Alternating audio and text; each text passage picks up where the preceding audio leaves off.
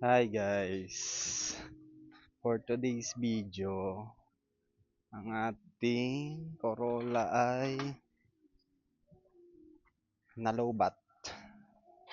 Nung last time na ginamit natin ay palobat na siya, naghihingalo na. So ayan, sina-charge na natin.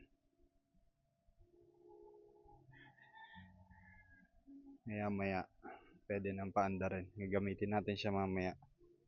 Yan ang problema pag hindi masyadong nagagamit. Halos 1 month kasi hindi siya nagamit nung nakaraan. Pero hindi naman sa pagpo-promote, pero itong Vios Amaron na battery. Nalulubat eh. Ewan ko. Baka sa condition din naman ng sasakyan. Luma naman kasi yung bago naman to. So, anyway, ayan lang for today. For today's video. Bye-bye.